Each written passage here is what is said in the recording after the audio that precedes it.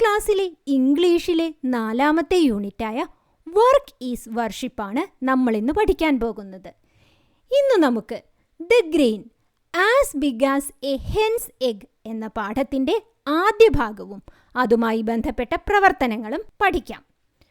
6ാം ക്ലാസ്സിലെ മറ്റു വീഡിയോകൾ ഈ ചാനലിൻ്റെ ഹോം പേജിലുണ്ട്. കാണാത്ത കൂട്ടുകാർ അത് കാണുമല്ലോ. ആദ്യം നമുക്ക് രസകരമായ ഒരു കഥയിലെ ചില ഡയലോഗുകൾ വായിക്കാം. Here are some pictures with dialogues. Read them carefully and answer the questions that follow. ഈ ഡയലോഗുകൾ ശ്രദ്ധിച്ചു വായിച്ച് താഴെ കൊടുത്തിരിക്കുന്ന ചോദ്യങ്ങൾക്ക് ഉത്തരമെഴുതാനാണ് പറഞ്ഞിരിക്കുന്നത്. ഗ്രാസ് ഹോപ്പർ, അതായത് പുൽച്ചാടി, ഉറുമ്പുകളോട് പറയുകയാണ്, hello friends, come and enjoy the summer delights. Hello കൂട്ടുകാരെ, വരൂ, നമുക്ക് ഈ വേനൽക്കാലത്തെ സന്തോഷങ്ങൾ ആസ്വദിക്കാം എന്ന്. ഉറുമ്പുകൾ എന്താ മറുപടി പറഞ്ഞത്? No, we must collect food for the rainy season.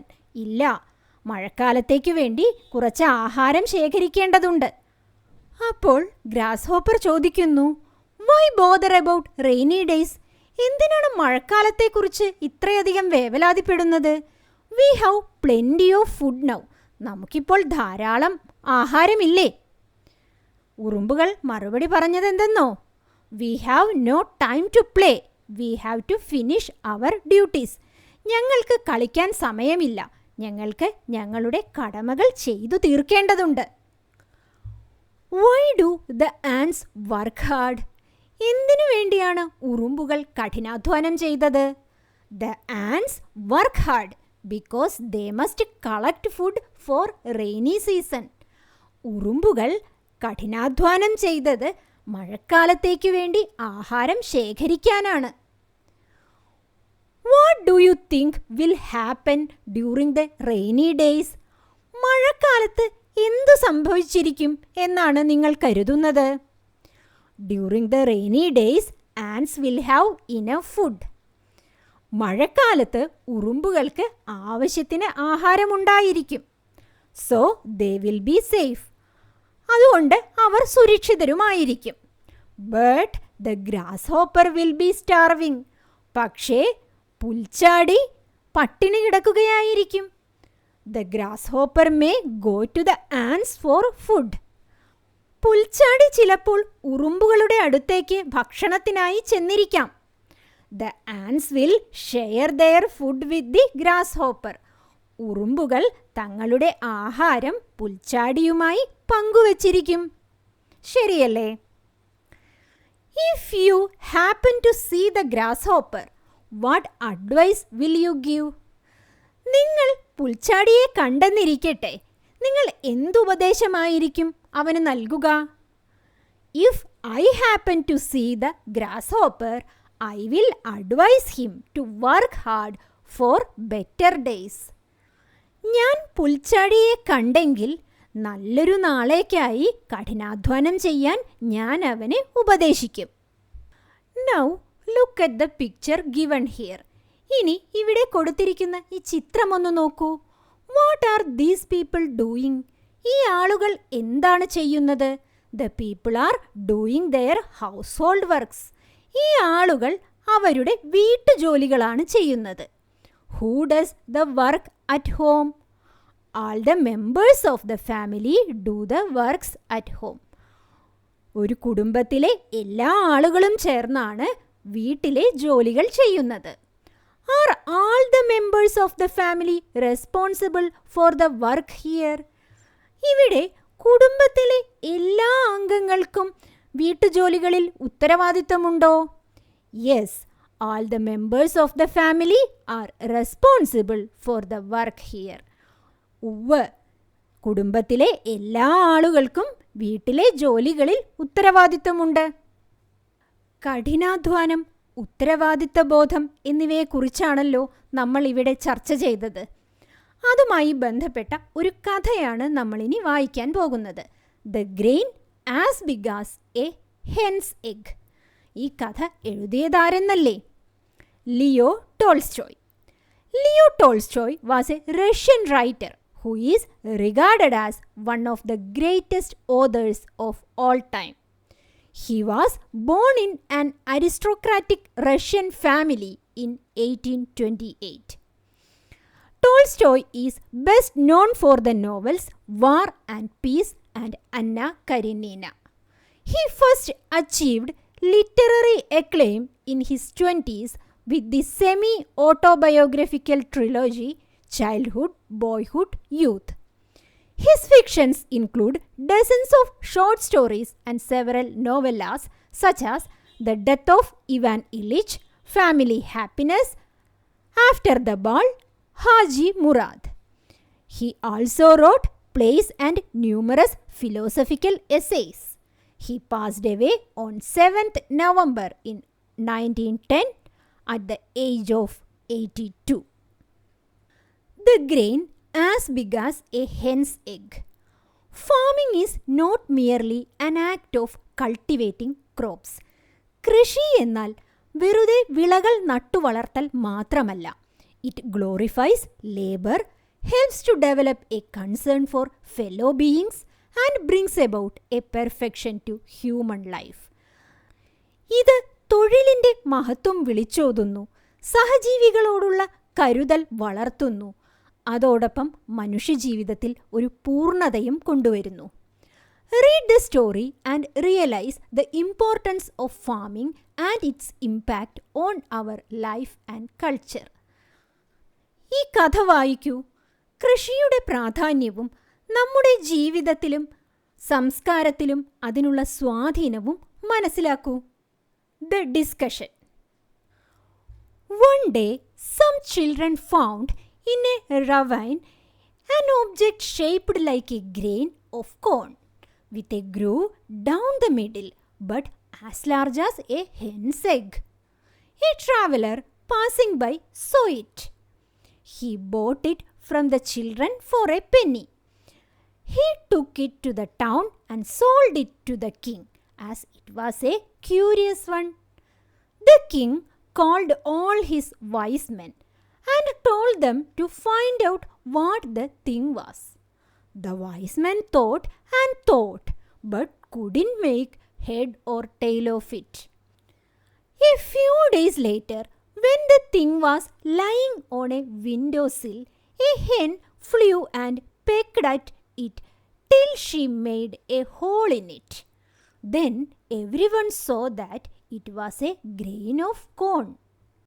ഒരു ദിവസം കുറച്ചു കുട്ടികൾക്ക് ഒരു മലയിടുക്കിൽ നിന്നും ചോളത്തിൻ്റെ വിത്തുപോലെയുള്ള ഒരു വസ്തു കിട്ടി. അതിനു നടുക്കിൽ താഴേക്കായി ഒരു വിള്ളലുണ്ടായിരുന്നു. അത് ഒരു കോഴിമുട്ടയേക്കാൾ വലുതുമായിരുന്നു. അതുവഴി ഒരു യാത്രക്കാരൻ പോയി. അയാൾ കുട്ടികളുടെ കയ്യിൽ നിന്നും ഈ സാധനം പൈസ കൊടുത്തു വാങ്ങിച്ചു. അയാൾ അത് പട്ടണത്തിൽ കൊണ്ടുപോയി രാജാവിന് വിറ്റു. കാരണം ഇത് ഒരു അത്ഭുത വസ്തുവാണല്ലോ. രാജാവ് തൻ്റെ നാട്ടിലെ ജ്ഞാനികളായ ആളുകളെയെല്ലാം വിളിച്ചുകൂട്ടി. അവരോട് ചോദിച്ചു, ഈ വസ്തു എന്താണെന്നറിയാമോ? ബുദ്ധിമാന്മാരായ അവർ ഒരുപാട് ചിന്തിച്ചു. പക്ഷെ അവർക്ക് ഒരു വാലും തുമ്പും കിട്ടിയില്ല. കുറച്ച് ദിവസങ്ങൾ കഴിഞ്ഞ് ഒരു ദിവസം ഈ വസ്തു ജനാലക്കരികിലിരിക്കുകയായിരുന്നു. പെട്ടെന്ന് ഒരു കോഴി പറന്നു വന്ന് അതിൽ കൊത്തുകയും അതിലൊരു ദ്വാരമുണ്ടാക്കുകയും ചെയ്തു. അപ്പോഴാണ് ഇതൊരു ചോളത്തിൻ്റെ വിത്താണെന്ന് എല്ലാവർക്കും കൃത്യമായി മനസ്സിലായത്. The wise men went to the king and said, "It is a grain of corn." At this, the king was much surprised. He ordered the learned men to find out when and where such corn grew. The learned men pondered again and searched in their books but could find nothing about it. So they returned to the king and said, "We can give you no answer. There is nothing about it in our books. You will have to ask the peasants. Perhaps some of them may have heard from their fathers when and where a grain grew to such a size." പണ്ഡിതർ രാജാവിൻ്റെ അടുത്തു വന്ന് പറഞ്ഞു, ഇത് ഒരു ചോളത്തിൻ്റെ വിത്താണ്. രാജാവിന് അത്ഭുതമായി. ഇത്തരത്തിലുള്ള ഒരു ചോളവിത്ത് ഏത് കാലത്ത് അല്ലെങ്കിൽ എവിടെയാണ് വളരുന്നത് എന്ന് കണ്ടുപിടിക്കാൻ അവരോട് ആജ്ഞാപിച്ചു. പണ്ഡിതർ വീണ്ടും അതിനെപ്പറ്റി ചിന്തിക്കാനും അന്വേഷിക്കാനും തുടങ്ങി. അവരുടെ പുസ്തകങ്ങളിലും മറ്റു പലയിടങ്ങളിലും അവർ അതിനെക്കുറിച്ച് അന്വേഷിച്ചു. പക്ഷേ അതിനെക്കുറിച്ച് യാതൊരു വിവരവും അവർക്ക് ലഭിച്ചില്ല. അവർ രാജാവിൻ്റെ അടുത്തേക്ക് തിരിച്ചു വന്നു. എന്നിട്ട് പറഞ്ഞു, ഞങ്ങൾക്ക് തരാൻ മറുപടിയൊന്നുമില്ല. പുസ്തകങ്ങളിലൊന്നും ഇതിനെക്കുറിച്ച് ഒന്നും പറഞ്ഞിട്ടില്ല. നമുക്ക് കർഷകരോട് ചോദിക്കാം. ചിലപ്പോൾ അവർ തങ്ങളുടെ പൂർവികരിൽ നിന്നും മറ്റുമൊക്കെ ഇത്തരം വലിയൊരു വിത്തിനെക്കുറിച്ച് ഇത് വളരുന്നത് എവിടെയാണ് എന്നതിനെക്കുറിച്ചൊക്കെ മനസ്സിലാക്കിയിരിക്കും. So the king gave orders that some very old peasants should be brought before him. His servants found one such man and brought him to the king. He was old and bent, pale and toothless. He could just manage to totter into the king's palace with the help of crutches.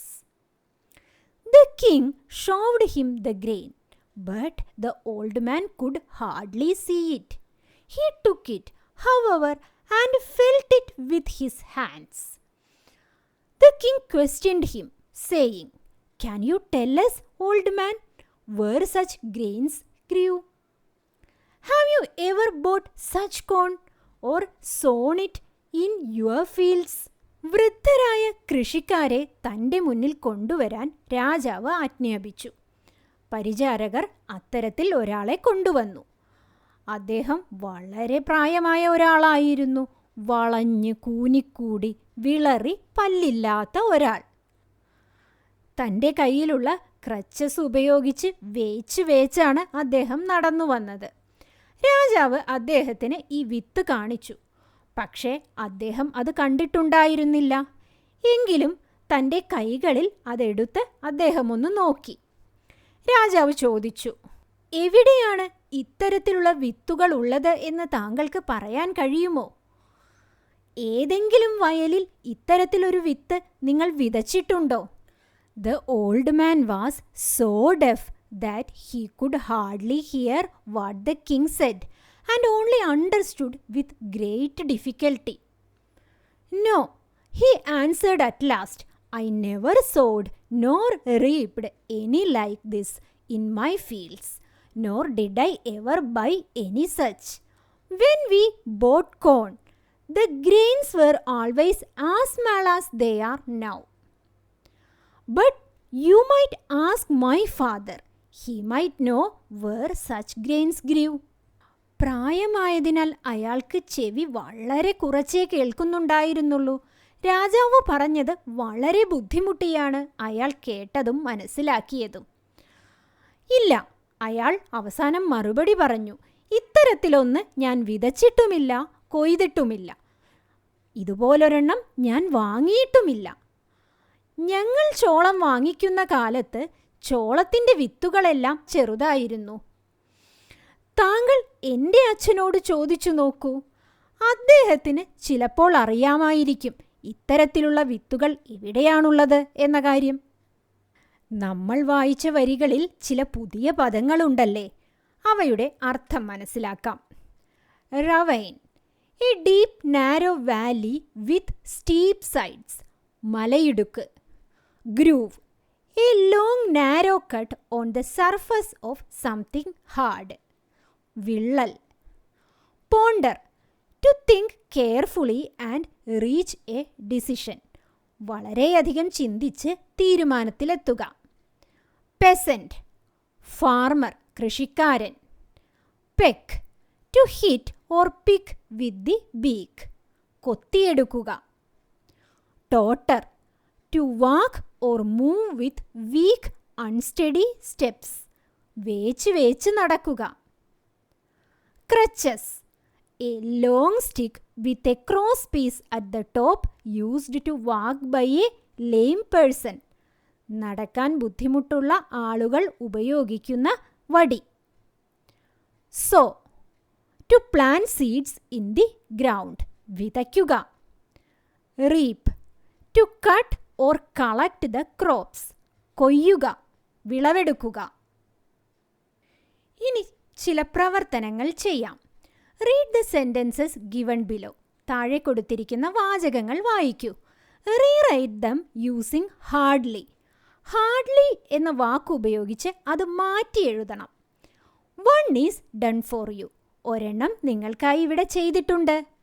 The king showed him the grain but the man could not see it. അത് മാറ്റി എഴുതിയിരിക്കുന്നത് ശ്രദ്ധിക്കൂ.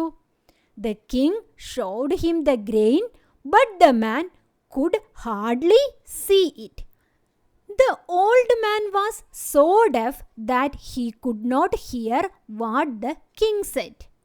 The old man was so deaf that he could hardly hear what the king said. The wise men thought for a long time but couldn't make head or tail out of it. The wise men thought for a long time but could hardly make head or tail out of it. The learned men pondered again and searched in their books, but could not find anything about it. The learned men pondered again and searched in their books, but could hardly find anything about it. We knew nothing of money in our old days. We knew hardly anything of money in our old days. ഹാർഡ്ലി എന്ന വാക്ക് എപ്പോഴും ഉപയോഗിക്കുന്നത് no, not, nothing എന്നിവയ്ക്കെല്ലാം പകരമായിട്ടാണ്, ഇല്ല എന്ന അർത്ഥത്തിലാണ്. Read the following sentence from the story. കഥയിലെ ഈ വാചകം വായിക്കൂ. The grain was as large as a hen's egg. We can split this sentence into 2. ഈ വാചകത്തെ നമുക്ക് രണ്ടായി വേർതിരിച്ചെഴുതാം. The grain was large. A hen's egg was large. Now, find out the appropriate pair of sentences from the table and combine using as dash as. One is done for you. ഇനി നമുക്ക് താഴെ തന്നിരിക്കുന്ന പട്ടികയിൽ നിന്നും ജോഡികളായ വാചകങ്ങൾ കണ്ടെത്തി ഇതുപോലെ as dash as എന്നുള്ളത് ചേർത്ത് എഴുതണം. ഉദാഹരണത്തിന് ഒരെണ്ണം ഇവിടെ കൊടുത്തിട്ടുണ്ട്. Kishore is tall. വലതു സൈഡിൽ ആനന്ദ് ഈസ് ടാൾ ടു എന്നുമുണ്ട്. അപ്പോൾ നമുക്ക് അതെങ്ങനെ ചേർത്തെഴുതാം? അതെ, Kishore is as tall as Anand. Nitin is young. Atul is also young. Nitin is as young as Atul. Tintu Luka runs fast. A deer also runs fast. Tintu Luka runs as fast as a deer. A jasmine is beautiful. A lotus is also beautiful. A jasmine is as beautiful as a lotus.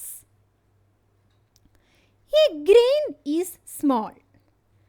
An ant is small too. A grain is as small as an ant. ഇനി ചില ചോദ്യോത്തരങ്ങൾ നോക്കാം. Pick out the sentence that gives you the idea that the wise men could not understand anything about the corn. ചോളത്തെക്കുറിച്ച് പണ്ഡിതന്മാർക്ക് യാതൊരു ധാരണയും കിട്ടിയില്ല എന്ന ആശയം വരുന്ന വാചകം എടുത്തെഴുതുക. The wise men thought and thought but couldn't make head or tail of it. പണ്ഡിതർ വീണ്ടും വീണ്ടും ആലോചിച്ചു, പക്ഷേ അവർക്ക് വാലും തുമ്പും കിട്ടിയില്ല. The learned men failed to find an answer about the corn. What do you think the king would do next? ചോളത്തെക്കുറിച്ച് കൃത്യമായൊരു ഉത്തരം പറയാൻ പണ്ഡിതർക്ക് കഴിഞ്ഞില്ല. അവർ പരാജയപ്പെട്ടു. പിന്നീട് രാജാവ് എന്ത് ചെയ്തിരിക്കും എന്നാണ് നിങ്ങൾ ചിന്തിക്കുന്നത്? The king decided to ask the peasants about the grain. വിത്തിനെക്കുറിച്ച് കർഷകരോട് ചോദിക്കാൻ രാജാവ് തീരുമാനിച്ചു. He thought the peasants may have heard from their fathers when and where a grain grew to such a size. ഇത്തരത്തിൽ വലിയ ഒരു വിത്ത് എവിടെയെങ്കിലും വളർന്നിട്ടുണ്ടോ എന്നുള്ള കാര്യം തങ്ങളുടെ പൂർവികരിൽ നിന്നും കർഷകർക്ക് അറിയുന്നുണ്ടാവും എന്നാണ് രാജാവ് ചിന്തിച്ചത്. Why did the peasant suggest that his father might give a better solution? തൻ്റെ അച്ഛന് ഇതിനേക്കാൾ നല്ലൊരു പരിഹാരം നൽകാൻ കഴിയും എന്ന് കർഷകൻ ചിന്തിക്കാൻ കാരണമെന്തായിരിക്കും? The peasant thought that his father is more experienced and have more knowledge about the grains. തൻ്റെ അച്ഛന് തന്നേക്കാൾ അനുഭവ സമ്പത്തും വിത്തുകളെക്കുറിച്ച് കൂടുതൽ അറിവും ഉണ്ട് എന്നാണ് കർഷകൻ കരുതിയത്. He thought his father might know where such grains grew. ഇത്തരത്തിലുള്ള ഒരു വിത്ത് എവിടെയാണ് വളരുന്നത് എന്ന് അദ്ദേഹത്തിന് അറിയാമായിരിക്കും എന്ന് കർഷകൻ ചിന്തിച്ചു. The grain as big as a hen's egg എന്ന പാഠത്തിൻ്റെ ആദ്യ ഭാഗവും അതുമായി ബന്ധപ്പെട്ട പ്രവർത്തനങ്ങളും കൂട്ടുകാർക്ക് കൃത്യമായി മനസ്സിലായില്ലേ? മറ്റൊരു വീഡിയോയുമായി നമുക്ക് വീണ്ടും കാണാം.